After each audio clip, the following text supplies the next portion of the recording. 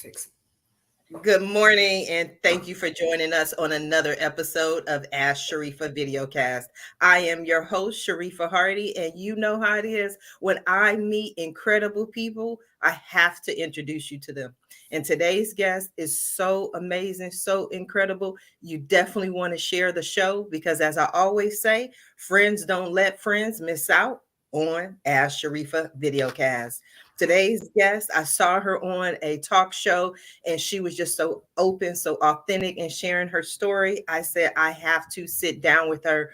Mrs. Erin Friday Esquire. She is a practicing attorney in California. She is a part of Our Duty, one of the executives and co-leads, as well as an executive on the committees for Protect Kids California. Good morning, Erin. How are you? I'm great. Thank you so much for inviting me on your show. Okay, I have a million questions. You are welcome. But before I launch into my questions, would you tell the audience a little bit about yourself and your story? Sure thing. So I am a lifetime Democrat. California has been my home since the late 90s. And I got into advocacy because my daughter took on a transgender identity over COVID. And this had followed the sex ed curriculum that she had learned in her public school, which told her that she could be born in the wrong body, that she could have the brain of a male and a body of a female, which is just an outright lie. We have a happy ending because we were able to get my daughter to return to being comfortable in her natural female body. And I then decided that I would dedicate the rest of my life to protecting children from transgenderism and also help other families deal with what may be going on in their household and fighting the really bad laws here in California that probably most of your listeners, like me, weren't paying attention, that were being passed really since 1999 to take away parental rights, to push this agenda on our kids, and to really monetize our children's bodies. So that's how I got into what I do. Wow. We scheduled the interview and I'd seen some information on you. And then after the interview was scheduled, I was like, okay, you don't want any surprises. You have to do your research. And I really start looking into your story. And one thing that stood out to me is you did what I call tough love. And I'll share a story with my daughter. Thank God my kids will be 27 and 30 this year, right? So I'm well past this age with the school system, but I'm also looking forward to having grandchildren. So this is a hot topic for me. I'm very passionate about it because I'm like, now my grandkids are going to be in this school system. But I remember when my daughter was 13 years old and, we were going through a tough time. The hormones were raging. We were divorced. So sometimes she stayed with her father. Sometimes they stayed with me. And so my 13-year-old daughter said to me, she was like, I want to go live with my dad. And I was like, no, you're staying here with me. And she said, well, you told me if there was ever a point in time where I never wanted to be here, then I could leave. And so I said to her, I said, well, I lied because you're not going anywhere. You're staying here. And that's that. And years later, my daughter apologized for that incident. She told me that she was watching me struggle and it hurt her to watch me struggle. And she thought it would be easier for me if she wasn't there. Like it would cost me less money. But as the parent, I dug my heels in and I said, no, you're not going anywhere. And so in reading your story, I saw so many examples of what I consider tough love. Like I loved the part where you got in the bed with your daughter and held on to her. It was like, no matter what, I'm going to love you through this. But just this part of our conversation, I know there are people who are like transgender. If you mention a word, they're up in arms. I have literally been podcasting since 2009. I have thousands of episodes. I have only had two people complain about anything that was said on a show, and both incidents were in regards to transgender conversations, and people would comment and send me messages and say, oh my God, she said this about transgender as the host. I can't believe you allowed that. And I was like, what is going on here? So for you as a parent, how did you get that inner knowingness, I'll call it, to just love your daughter through this process as opposed to buying into her thought process? Well, it was actually really quite simple. I looked at one graph from the Tavistock in the UK, which tracks the number of kids who are saying that they're transgender. And the graph said it all to me. There was a 5,000% uptick in girls at puberty time saying that they're now boys. Nothing in medicine grows like that. Nothing in science grows at 5,000% naturally. So I knew right from that graph that this was a social contagion or something that was not scientifically based. And then I just started to read and read. And not that this makes a difference, but my daughter was extremely girly, also like absurdly girly, quite the opposite of me. I'm a tomboy and like sports, and she was all about pink and dolls. And so none of this made sense. Parents have to follow their spidey sense or their, mother's intuition, just like you did. I love your story, by the way. Tough love is the way you're supposed to parent. And so my gut told me everything I needed to know. My daughter was not a boy. First of all, if we have a minute to break down what a transgender child is, and I don't even use that term because it's a false term, but it is a child who hates their body. It is a child who has acute distress over their bodies. It's not somebody who actually is caught in the wrong body. It's somebody who has self-loathing. So when we look at it that way, we understand that we have to shower that child with absolute love and to tell them they're perfect just the way they are. They don't need medicine. They don't need surgeries. They don't need to, press in their breasts or tuck in their genitals. They're perfect just the way they are. And that is a loving message that all parents should be telling their children. They should never collude and tell the child, yes, child, everything is wrong with your body. Oh my gosh, you were made wrong. What a horrible thing to tell to a kid. But there are so many parents that is exactly what they're saying to their kids. And right now I'm running for Senate here in District 33. And this issue, gender ideology, is one of those issues that really got me up in arms because many teachers don't have a voice in the school system. Where if a child comes to them and says, this is what I'm experiencing, then they have to send that child to the nurse or to somebody else who can speak to them. And this person is then authorized to have this child go and speak to doctors all this entire time without the parents having any knowledge. Like, this is a conversation and a practice that's happening, and the parents have absolutely no say so.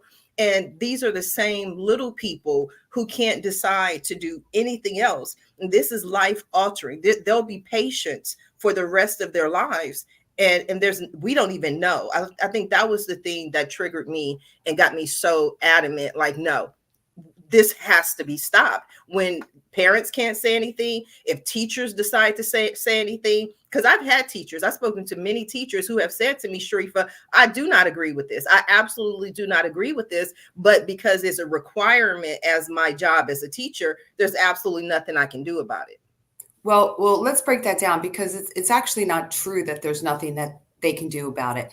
First of all, there's no law in California that requires teachers to lie to students. Zero laws. There's no law in the United States that requires it. What they do is they say, this is the school policy, but that's different from law. So teachers don't have to lie. They don't have to go along with this transgender movement. There are tricks of the trade. Call every child by their last name in the classroom. That way you are not concretizing this gender identity. So they can do that. If they have a religious conviction and they don't want to call a child by a different name or treat them as a different gender, they have the ability to sue. And there's lots of law firms out there now, especially in California, that are willing to take these cases for free to ensure that teachers get to follow their own moral code. Because again, it's a social contagion. So when teachers start then calling children different names and using different pronouns, that's going to get more children to believe that they're transgender too. So it snowballs. So people need to take a stance. I mean, I know it's hard. People need to be courageous. And I love that you're running on this platform. I love that you are, I mean, the person you're running against too, I mean, she's part of the LGBTQ caucus. She's one of the people pushing this transgenderism and this lying at schools. But everyone needs to stand up, because silence is acceptance. It's complicity. And it's not even being brave. Be moral. You have to be moral, because no one is helping these kids. No one is standing up for them if we all just go along to get along. So any of those teachers out there, if they want to reach out to me, I can help them navigate so that they can teach what they're supposed to teach and not indoctrinate these kids further. Because you're right. Once a child gets on the trans train and it gets concretized at school and the parents are, unaware, that seed grows, and it's really hard to get the child to be comfortable in their natural body again. The longer, the adults in this child's life tell them that they are really actually the other sex, the harder it is for them to not go down the rabbit hole and get cross-sex hormones, surgeries, and then, of course, regret at the age of 25 when that frontal lobe is finally formed and they understand long-term consequences. So I really appreciate everything you're doing. And if I can help you in any way with your campaign, please let me know. Well, thank you. You are, I mean, there's always more that can be done, but you are helping right now, because with this conversation, I can share this interview or this conversation with other people and say, look, this is the conversation I had with Erin Friday, and she really breaks down this whole topic. Because you mentioned the parents and what the parents can do, but a lot of times parents are the one who is villainized. The parent is now the villain, right? Because the school is saying to the child, this is okay. This is acceptable. They've spoken to doctors who say this is okay. And then when the school has a conversation with the parents, the tone, the attitude is almost like, how dare you? How dare you not allow this child, our beloved child that we love so much, to do this? You're horrible. You're a bad parent. And we need to tell everyone how horrible you are. And you're the parent who, this is your child. This is the child that you gave birth to, but now you're wrong because you won't allow your child to transition into a different gender. Yeah, let's break that down. So I just like to, tell the story of my daughter when her public school changed her name and pronoun, and I discovered that because it was COVID, and so I could hear them calling her by a different name and using different pronouns. And when I called the school, I read them the riot act, just like you said. I gave my daughter my body when I carried her, and the second thing I gave her was her name. And a bunch of strangers who had never met her, mind you, they'd never met her. She'd never walked into that school, changed her name and took the second thing I gave to her.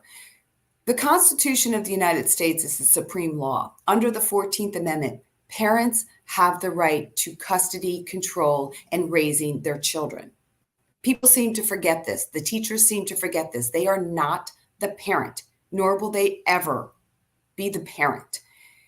The teachers at my daughter's school, once I pulled her from the school, and of course, I'm a bigot, I'm a horrible person, according to them. They sent Child Protective Services to my house. So, potentially I was an abuser. Once I pulled my daughter from that school, they never called. They never called my daughter. They never called me. They never called to see how she was. They didn't give, rat's rear end about my kid. It's all a lie. They say they want to protect my kid, and they want to be the safe space, and they love my child more. Where were the phone calls and emails after my daughter left the school? They just dropped her like a hot potato. So that it's a lie. These teachers, and there's really bad activist teachers, and many of them don't have children. So they don't even know the bond and the love between a parent and a child. These teachers don't give out their cell phones to these students. They leave at, clock out at 2:30. They're gone all weekend, gone all summer, Christmas break. Who is with that child for life? And I'm sure, even though your children are 27 and, what did you say, 27 and 30, you're still their mother. Yes. You still mother them and treat them like your loving children, and you will never abandon your kids. They'll be 50 and you'll still be their mother and mothering them, right? My babies. My mom always says that. My mom's like, stop calling them your babies. They will be my babies until I take my last breath. Whenever that is, they will still be my babies. That's right. Teachers don't care. Right. They're not the teacher's babies. They the child moves to the next class. Bye-bye. Right, definitely. So I want to go back to something that you said, though, because I want to clarify, because you said that the school had never met your daughter. Whoever was making this decision how were they aware of a situation and they never met your daughter? Oh, because of those stupid questions on the first day of class. What is your pronoun? What is your name? There's coolness related to being transgender. And taking on an LGBTQ identity. And it's all kind of tied into the DEI stuff too, because these kids, if they happen to be white skinned, are told that they're oppressors and bad humans. And, young girls don't want to hear that. They don't want to be the hateful person. And so how do they get into a category that they can be, quote unquote, in the marginalized category? How can they hop out of being an oppressor and instead be an oppressed? Well, you can take on a transgender identity, or you can take on an LGB, pop anything in there, because they can't escape their race. They can't escape their backgrounds. So there's that aspect to it too. But, there's teachers who ask these kids their names and pronouns every single day, giving the kids the opportunity to jump into another gender. And once they do, these kids get lauded, they get celebrated, they have coming out parades for them at school. My daughter became bulletproof. She could turn in, a homework assignment weeks late and not get docked, any points, because she's the trans kid. They get special superpowers, and you're so brave. And they love bomb these kids. And, for the kid who's shy or nerdy or with not a lot of friends, it's a nice place to be. Suddenly you're special. They prey on vulnerable kids. I've never heard this explained this way at all. I mean, I didn't even realize that on the first day of school, there was a questionnaire that asked them what their gender. As an adult, I get tired of every place I go asking me my pronouns, or I'm like, what happened to the days? And I'm 48, or I'll be 48 in March, for the record, where you could just be a kid, learn math. Can we just learn history and science? And why is it necessary to bring all of these sexual conversations and introduce all of these sexual conversations to children? That's my question. It's totally inappropriate. I'm a little bit older than you, but we didn't learn any of this stuff in school, and we weren't asked. We didn't wake up and say, "What's your gender identity?" Which is another made up concept. It's just made up. I'm Erin. That's all you need to know about me. That's it.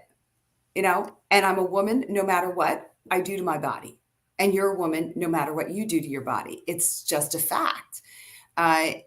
The schools now are pushing transgenderism at kindergarten and TK. They read I Am Jazz to 4-year-olds who are still believing in Santa Claus and the Easter Bunny. And they're, in that book, it says, The doctor may have made a mistake. You may really be a boy when all the time you've been told you were a girl. Oh my gosh, look at that. The doctor could have made a mistake. This is a way to indoctrinate these kids into really what I call a new religion or a cult. Because think about it for 1 second. What is a gender identity? It's a belief system that only the person who has it knows it. Very spiritual, like you have this essence in you that only you can know.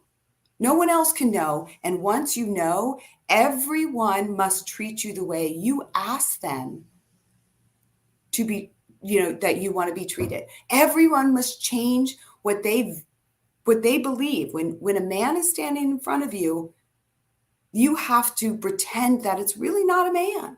You have to change your belief system. So it is, it's just a narcissistic movement. It's tantamount to a religion. And so I don't know, I really do believe that lawyers should file suit against even teaching this at school.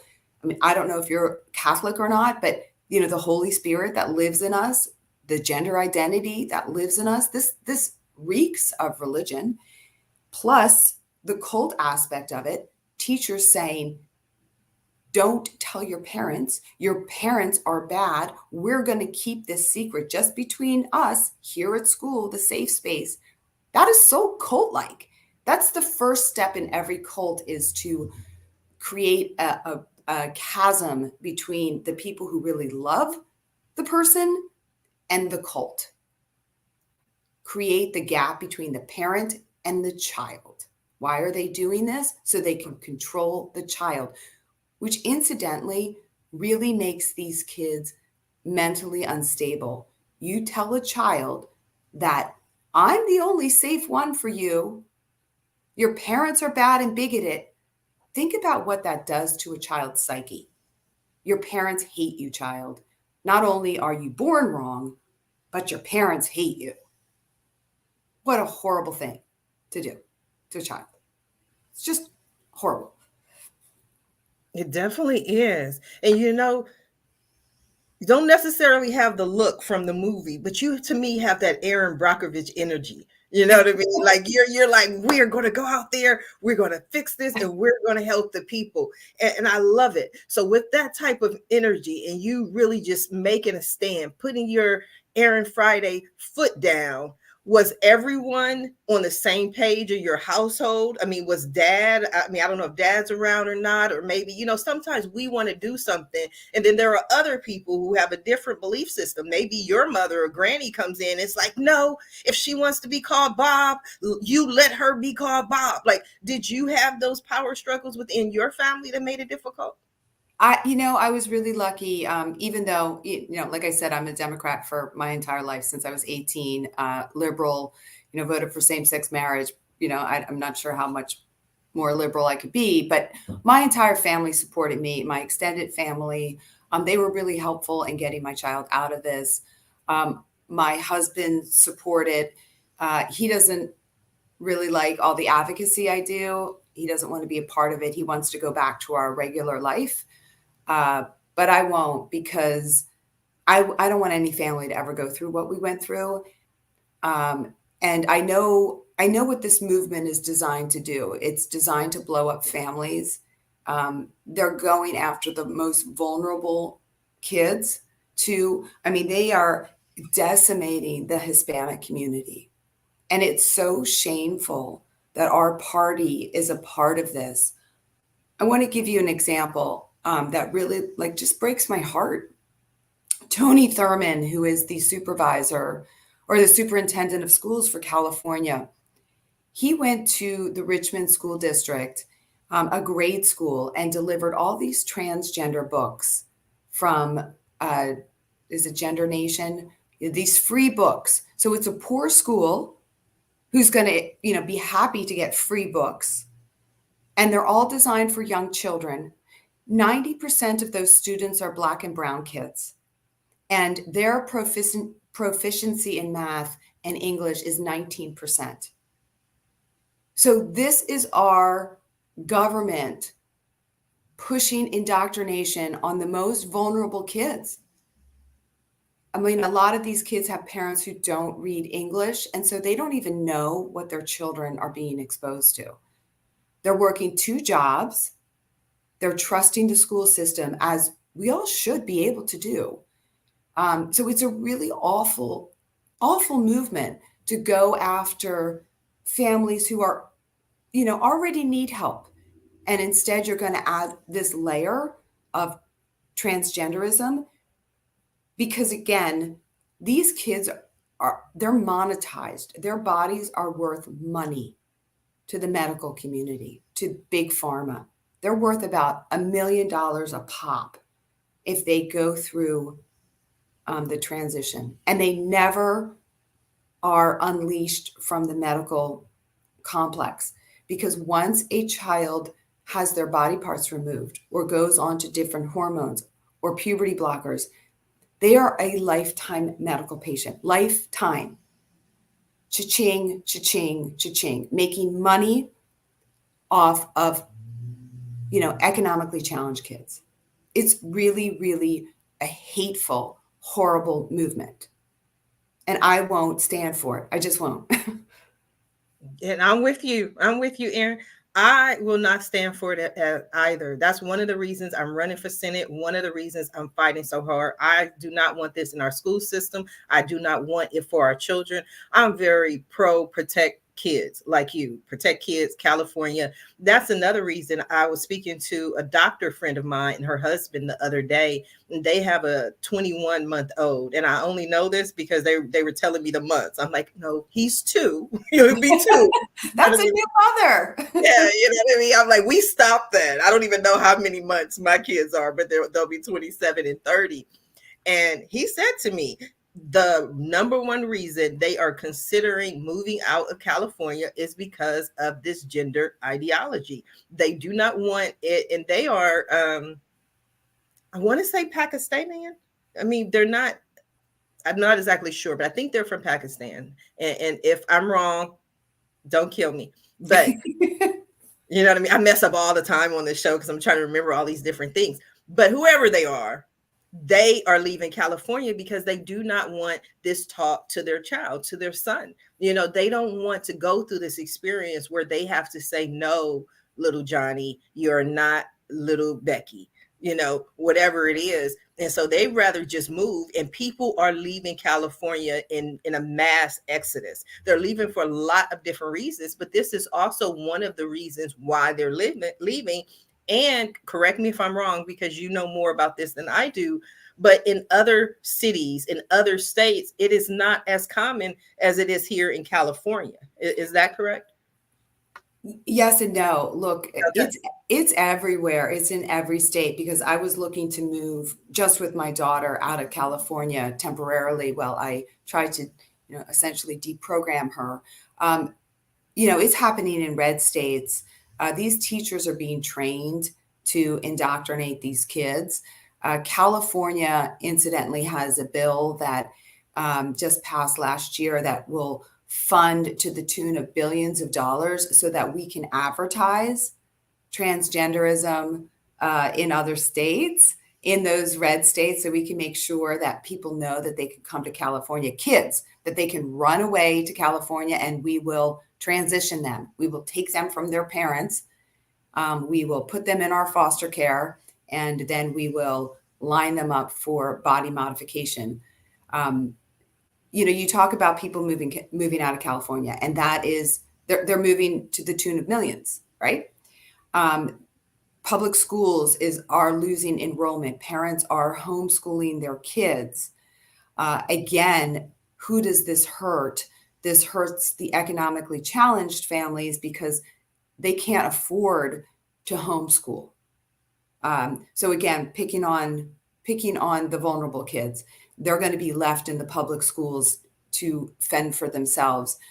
But there's I don't want to leave California. California is a beautiful state.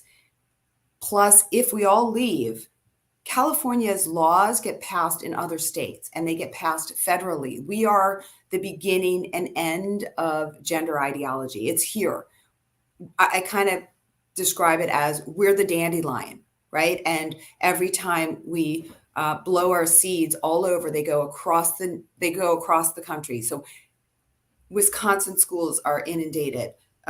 Even Florida, you talk about don't say gay and all that stuff. No, the Florida schools are still indoctrinating these kids. It's everywhere. We have to pull it from its root, which is here in California. That's why we have that ballot initiative, protectkidsca.com, that will let the people vote. People like you and I, who are realists, we know what a woman is and what a man is, and we want our kids to grow up, relatively innocent as much as they can, and with all their body parts intact. But what this ballot initiative will do is it will ban all gender interventions on children. It will prohibit schools from lying to parents when their kids are gender confused or questioning. And it will get all those male bodies out of the female bathrooms and sports. The people of California, the regular voters, the silent majority, those in the middle, both Democrats, Republicans, and independents, overwhelmingly are in our camp. It's the fringe groups that want to have this sexualization in the schools. It's the fringe groups that think it's okay for little girls to get their breasts chopped off. The rest of us, we're all real, and we have to stay here and fix our state, and we can at the ballot box. Yes, we definitely can. And I'm thank you for saying that, because I've been out on the campaign trail. And again, one of the main questions I'm asked is about my stance on gender ideology. And I'm just blown away, because I'm like, okay, can we talk about the cost of living? Can we talk about anytime you go to get a meal, it's $25 per meal per person. So if you have a family of 4, it's going to cost you nearly $100 to feed your family. And going to the grocery store is no different, because a head of lettuce is $9, eggs are like $10. Can we talk about that? Can we discuss that? Can we talk about the unhoused who are living on the street because there aren't companies and corporations and jobs in California? Corporations have left California in droves. Can we have that discussion? Can we talk about taxes? Can we talk about so many other topics besides this topic? And to me, it's just taken over, and it's being pushed and being pushed and being pushed. And I don't think this is an issue. I think this is an issue that we need to cut off at the knees. That's what I believe wholeheartedly, is that we just need to stop it, get it out of our school systems, and focus on making California a much better place. That is my focus and my belief. I love that, and I love that you're staying, and I love that you're fighting, because California is worth it, and we can change California. Because look, I work with people who are on the I wouldn't say extreme left, but like the radical feminists. I work with them, and I work with the evangelicals, both right and left, and we're joining forces to protect our families and our kids and our state of California. And that's, they didn't want us to talk to each other. They wanted the Republicans to stay on one side of the room and the Democrats to stay on the other side of the room. And that's not how we move forward. And there's so many things wrong with California. You brought up so many great things. The crime, I got a document from our Sacramento government that showed we were spending $100 million on prisons in, I think it was 2019, and then it went down to 10 million. They let all these criminals out onto the streets. So they are the unhoused, and they are the ones who are now shutting down mom and pop stores because they're stealing with abandon, and the police are not doing anything about it. And that is making these small businesses struggle as it is, and they can't stay in business. Now, I don't know how it is in your neighborhood, but I go to my CVS to get toothpaste and I have to wait for somebody to come unlock the cabinet. So my shopping takes me an hour. So I'm just going to go on Amazon and order it instead because it's faster. So what am I doing? I'm shutting down businesses in the state of California because I'm going online instead. Restaurants are going out of business in Oakland because their patrons' cars were stolen. Like, this is horrible. So much needs to change in this state, and it can, but we need to clean house. We need to get out all those lawmakers that put these laws into place. So I'm so pleased that you're running. I think it's so amazing. We need to have rational thought and think about the consequences of, sometimes the intention of these bills sound good, but in actuality, what are they doing? We always have to look at what the result was. What was the result of telling kids that they can go get mental health counseling without their parents knowing at the age of 12? What is the result of that? The result of that is we have the highest suicide rates ever. We have the highest suicide rates ever. So is it helping mental health or is it hurting? It's hurting. But no one ever looks at the results of these laws, of what they're passing. So if you ever want to talk, come up to Sacramento with me, I'd love to take you up. And so you can see how, how ridiculous the legislature is right now. And how, it's just out of touch. It's out of touch with the regular people. Yes. So if we can go between now and March 5th, I love to take that journey with you, because March 5th is the election. We just had a comment, someone in the comment section who says, secrets kept from a parent is never good, Definitely. Thank you for making that comment. And and it was so funny. I had to laugh when you were talking, Erin, because I was on the phone yesterday with a friend of mine, and while she was at CVS, and she couldn't believe that the bobby pins were locked up.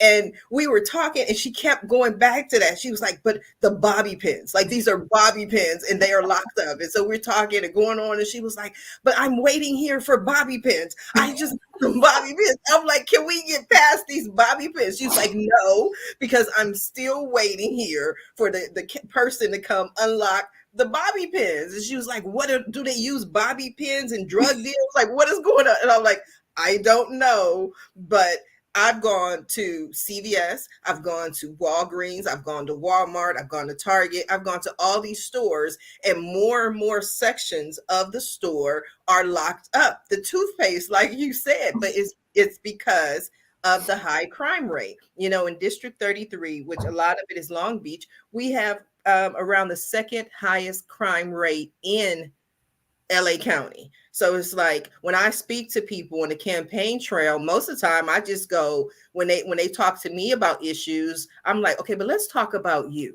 Are you happy? That's the most important thing. Are you happy? Because your rent, even for a studio in Long Beach, is about $1,900. Okay. Gas is still high, even if it's come down. When I was I always tell this story. When I was 16 years old, I worked as the office manager for the company who built the irrigation system for the 105 freeway. So at 16 years old, I was making $16 an hour. Wow. At almost 48 years old, if I were to just go and get a random job, it would be around $16, $17 an hour. So to me, it's like, okay, has your life gotten better over the last 5 years, or has your life not so good? So these are the topics that I have. We are coming down to the last few minutes, but there's one question that I want to go back to, because we didn't really expand on it. You talked about your experience with your daughter, and you talked about what you had to do and make a stand. But when you were going through the process, what was that final thing that you did that made your daughter realize, wait a minute, I am a girl?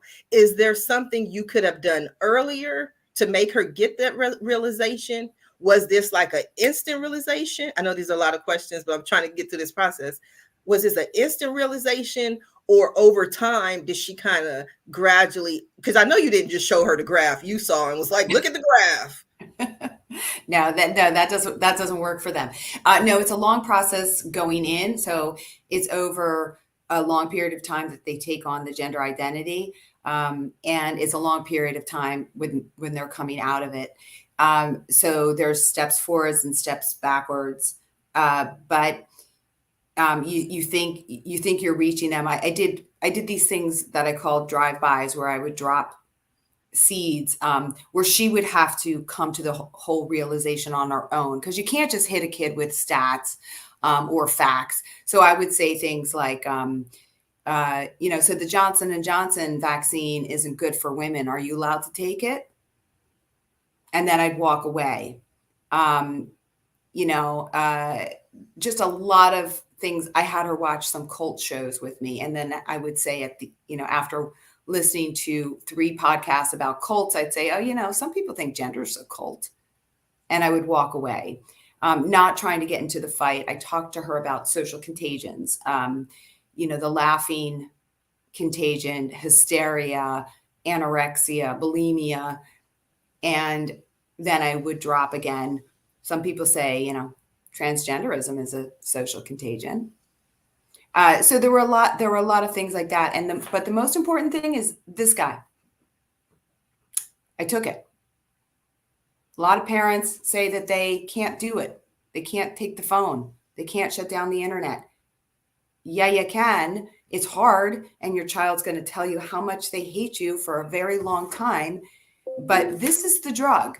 Once the school plants the seed, they go on the internet, and the internet tells them how all their pain will disappear if they just transition.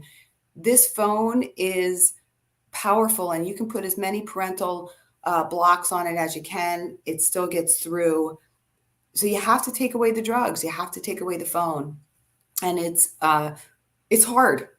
It's really hard. That's why you have to be a really strong parent and take your parenting job seriously. Your child, the tough love, your child does not have to like you. In fact, if you're parenting a teenager and your child really likes you, you might be doing it wrong. They're supposed to love you, and you're supposed to love them, but you have to set boundaries and follow through with those boundaries. Yes, I definitely agree, because even in mentioning that, I remember when my daughter, because to me personally, I just think when you talk about sexes and gender, I think girls are more emotional than guys. I believe it. I've seen it. My son, I didn't have the emotional issues with my son that I did with my daughter. So I had to do different things. And I remember one time when my daughter wasn't getting good grades, I gave her her phone, but I modified her phone so she could call me and 911.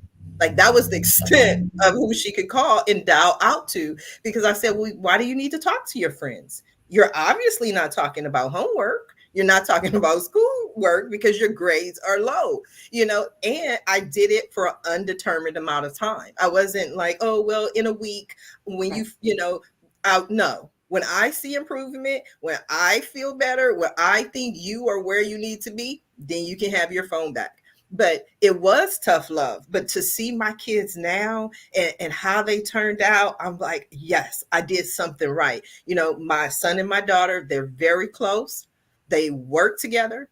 They work from home. They live together. They do everything together. But you know what? They're productive citizens in society. And that, to me, is the most important thing. So what was that moment for you when you realized that your daughter was back? Let's just call it that. Yeah, no, it was so cool.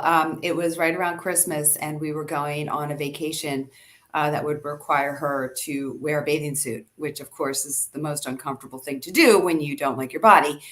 And I laid out all these bathing suits, including boy shorts, the tankini, and this bathing suit that I got from Victoria's Secret, a little bit inappropriate certainly for my age at the time, but that my daughter used to steal when she was a little kid and just wear it around the house. Anyway, I laid all those bathing suits out, and the bathing suit that she tried on was the bikini. And she loved the way she looked in it.